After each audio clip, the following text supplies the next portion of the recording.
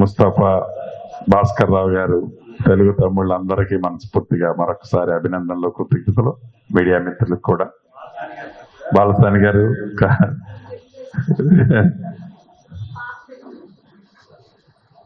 ఈరోజు ఖమ్మం జిల్లా తెలుగుదేశం పార్టీ ఆఫీసులో కీర్తిశేషులు నందమూరి తారక రామారావు గారికి భారతరత్న ఇవ్వాలి అనే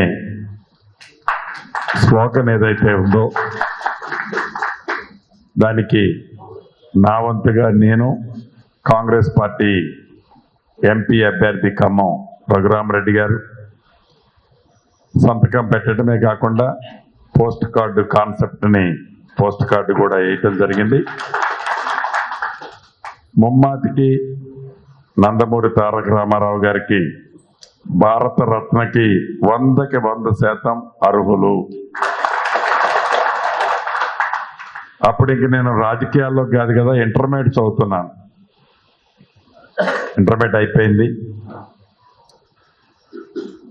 ఒక రాజకీయంలో కొత్త తరాన్ని తీసుకొచ్చి రాజకీయాన్ని ఇలా కూడా చేయొచ్చు, 4 గోడల మధ్యలోనే కాదు ప్రజల్లోకి వెళ్ళి రాజకీయాన్ని నేను చేసి చూపిస్తానని ఆనాడు నందమూరి తారక రామారావు గారు సామాన్యుడు కూడా ఎమ్మెల్యే చేయొచ్చు, ఎంపీ చేయొచ్చు, మంత్రి చేయొచ్చు అని రుజువు చేసిన ఏకైక నాయకుడు నందమూరి తారక రామారావు గారు.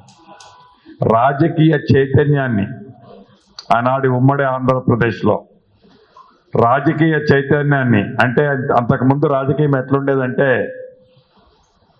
అంతకుముందు ఒక్కసారి ఇందిరా కాంగ్రెస్ పార్టీ ఏర్పడ్డప్పుడు కాంగ్రెస్ విడబడి ఇందిరా కాంగ్రెస్ ఏర్పడ్డప్పుడు కొత్త తరం రాజకీయాల్లోకి వచ్చింది.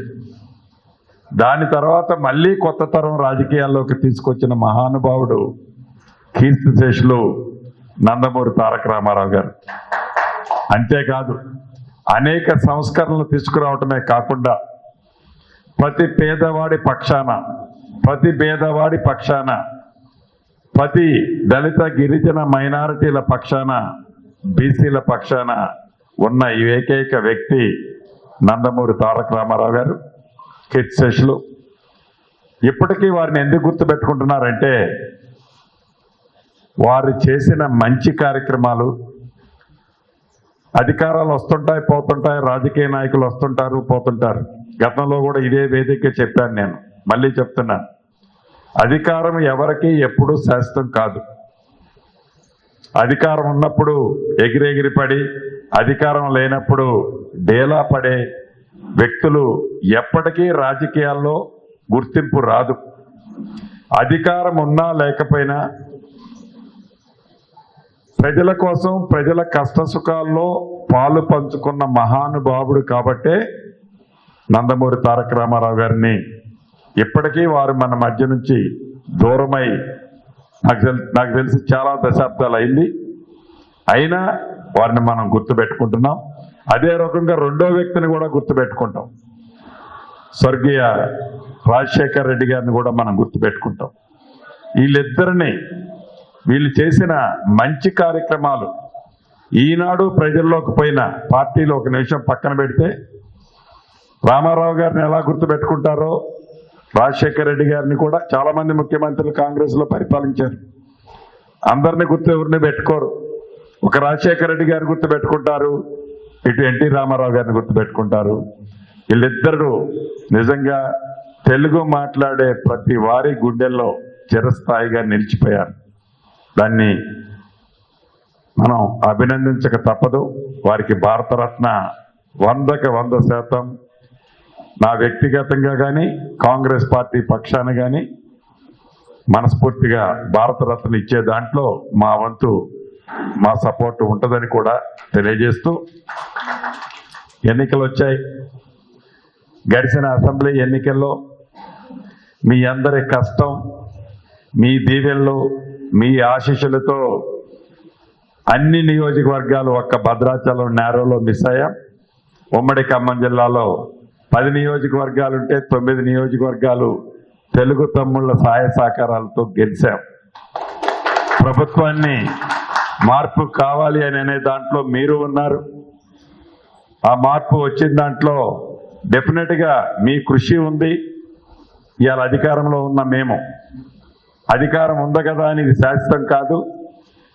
మీరు చేసిన సహాయాన్ని ఎప్పటికీ మర్చిపోము అని మీకు కృతజ్ఞత చెప్పడానికి గతంలో వచ్చినప్పుడు చెప్పాను, మళ్ళీ అదే చెప్తున్నాను.